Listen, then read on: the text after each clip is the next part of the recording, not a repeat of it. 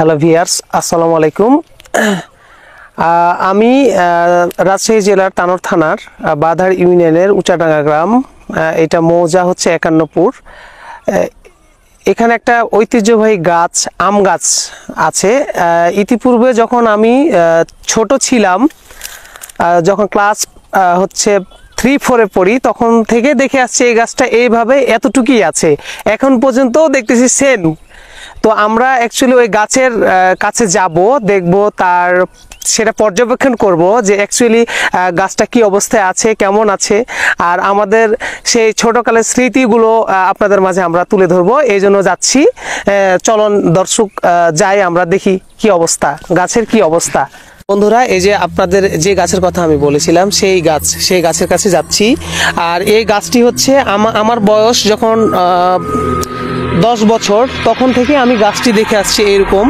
এই গাছটি আমি প্রায় 34 বছর থেকে দেখছি যে এইভাবে আছে। তার আগে শুনেছি যে এই গাছে নাকি অনেকে আরাধনা করত, পুজো করত, তারপর কেউ কেউ মানত করত, অনেক কিছু করতো। আমরা ছোটতে এখানে অনেক ভয়ভীতি এখানে করতাম, যে অনেক ভয় লাগে, গাছের কাছে আসতেই পারতাম না। এখন অনেক বড় হয়েছি, তো অনেক বুঝতে শিখেছি, গাছের কাছে আসছি, ঘুরি ফিরি। তারপরে এই পাশগুলো অনেক সুন্দর ছিল, এখন অনেকে এখানে আসে না, জঙ্গল টঙ্গল হয়ে গেছে। আর এই যে গাছের গর্ত, প্রত্যেকটা গর্ত দিয়ে মনে হচ্ছে একজন লোক মানে ভিতর দিয়ে ঢুকে যাবে, এরকম অবস্থা। কয়েকটা গর্ত আছে। আর এই গাছটা এত মানে জানি না কি কারণে এই গাছটি রেখে দিয়েছে, যার জায়গা জমিতে আছে এই গাছটা। তো বন্ধুরা, আপনাদেরকে আমি এই গাছটি দেখাচ্ছি যে আসলে এই গাছটার মাঝে কি এমন আছে যে এই গাছটি রেখে দিয়েছে। তবে একটা ভালো লাগছে যে হচ্ছে গাছ হচ্ছে মানুষের বন্ধু। আমি বলতে চাচ্ছি যে, বা আপনাদেরকে বুঝাতে চাচ্ছি যে মানুষ এমন কিছু পারে না বা করতে বা রাখতে, আবার মানুষ ধ্বংসও করতে পারে, রাখতেও যেটা পারে সেটা ধ্বংসও করতে পারে।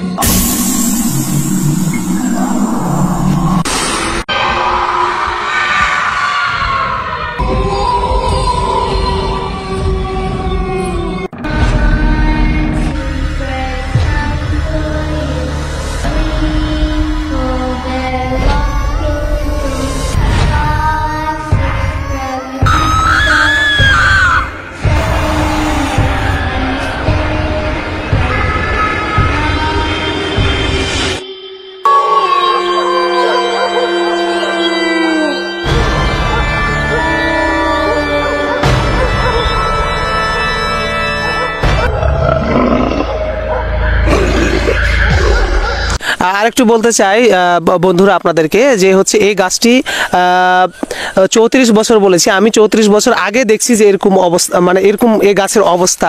কিন্তু বন্ধুরা, এই গাছটি হচ্ছে আমার দেখা 34 বছর, তারও আগে থেকে শুনেছি। আমি তো শুনেছি যে 100 বছর আগে থেকে নাকি এই গাছ এখানে আছে।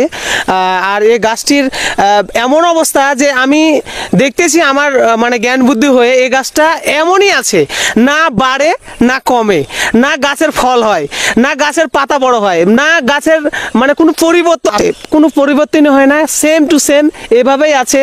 আরও কতদিন এভাবে গাছ থাকবে জানি না, এটা আল্লাহর দান, আল্লাহর প্রকৃতি, আল্লাহ যেভাবে রাখবে সেভাবে। আর যদি আমাদের জনসাধারণরা যার আন্ডারে এই গাছটা আছে, সে যদি না কেটে ফেলে দেয়, তাহলে হয়তো এভাবে রাখবে। হ্যাঁ দর্শক, আপনাদেরকে আমার এটুকুই বলা ছিল। হ্যাঁ, আর তেমন কিছু বলবো না। আপনাদেরকে আমি আরেকটু ভালো করে গাছটি দেখাতে চাই যে আসলে এই গাছের ইয়াটা কি, মানে কি কারণে এই গাছটি এভাবে আছে, বা কি উদ্দেশ্য, গাছের কি উদ্দেশ্য, সেটাই আপনাদেরকে দেখাচ্ছি বা তুলে ধরবো, এটুকুই বলি। আমি এখন আপনাদের এই গাছটির সম্পর্কে তুলে ধরবো বা জিজ্ঞাসাবাদ করবো আমাদের গ্রামের একজন ভাইয়ের কাছ থেকে, যে তার কাছ থেকে শুনবো। আমি তো এতক্ষণ বললাম আপনাদেরকে, আমি এখন শুনবো যে হচ্ছে গাছের মানে আর কি বর্ণনা শুনবো, যে কি অবস্থায় গাছটা, কি কারণে এভাবে এমনটি অবস্থায় আছে। হ্যাঁ বলেন, এই গাছটার একটু প্রতিবেদন তুলে ধরুন আমাদের সবার মাঝে।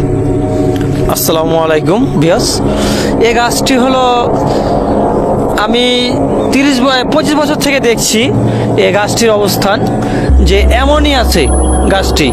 আর গাছটি মানে রাত্রে একটা বিকট কেমন জানি আওয়াজ করে, বিয়ের বাজনা বাজে।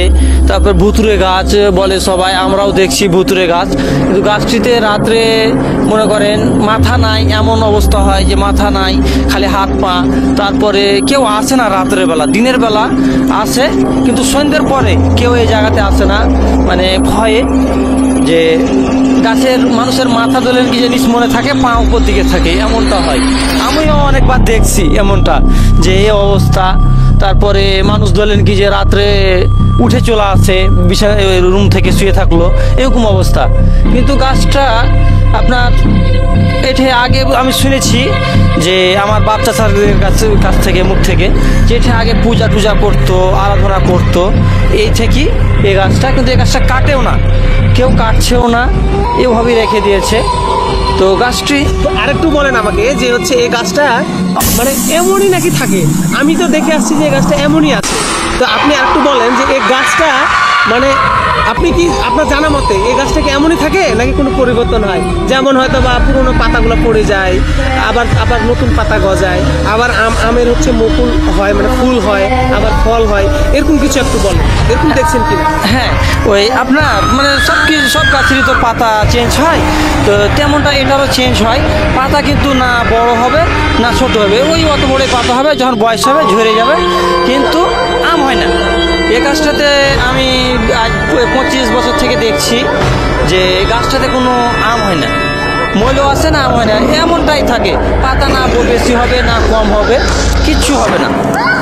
আচ্ছা, এই জায়গাটা মানে কার আপনার জানা মতো? আপনি কি জানেন এই জায়গাটা কার বা রেখে দিয়েছে কেন? এই জায়গাটা আমি যেহেতু আমি দেখিনি এই জায়গাটা কার, কিন্তু শুনেছি আমার বাপ দাদার মুখ থেকে যে এটা একটা জমিদারের জায়গা ছিল। আচ্ছা, এটা কি এখন কোনো খাস টাস নাকি? এটা মানে সরকারি কোনো জায়গা নাকি? এটা আপনার এই জমিদারি খাস বলছে। আচ্ছা আচ্ছা, তাহলে এটা একটা জমিদারি খাস। জি। দর্শক, তাহলে একটা আমরা ইনফরমেশন পেয়েছি যে এটা হচ্ছে একটা খাস বা জমিদারি খাস, এই জন্য এখানে কেউ সেভাবে হচ্ছে হস্তক্ষেপ করতে পারে না, এই জন্য তাদের পরিত্যক্ত অবস্থায় আছে, আর গাছটাও পরিত্যক্ত অবস্থায় আছে। আর গাছটা আমি যতদূর জানি, আমার যতদূর জানা আছে, হ্যাঁ, গাছটা তো আমরা যতদূর জানি যে সচরাচর গাছ হচ্ছে একটা গাছ ভিতরে তো ফাঁকা থাকে না, কিন্তু আমি যতদূর জানি এই গাছটা হচ্ছে ভিতরটা পুরোটাই ফাঁকা। হয়তো ভালোভাবে আপনাদেরকে আমি ভিডিওটা তুলে ধরবো, তাহলে হয়তো বুঝতে পারবেন। পুরোটা ভিতরেই ফাঁকা, ওর মধ্যে কোনো কিছুই না, জাস্ট শুধু বাইরে চামড়াগুলো আছে, মানে বাকলগুলো শুধু আছে। এই অবস্থায় গাছটি হচ্ছে এখন পর্যন্ত জীবিত আছে। আর আমরাও চাই যে গাছটা জীবিত থাক, ভালো থাক, আর এইভাবে একটা স্মৃতি হয়ে আমাদের মাঝে থাকুক, এইটুকুই চাই। আর কিছু বলতে চাই না। দর্শক, এটুকুই ছিল আমাদের আপনাদের মাঝে তুলে ধরার জন্য। সকলকে ধন্যবাদ। আসসালামু আলাইকুম।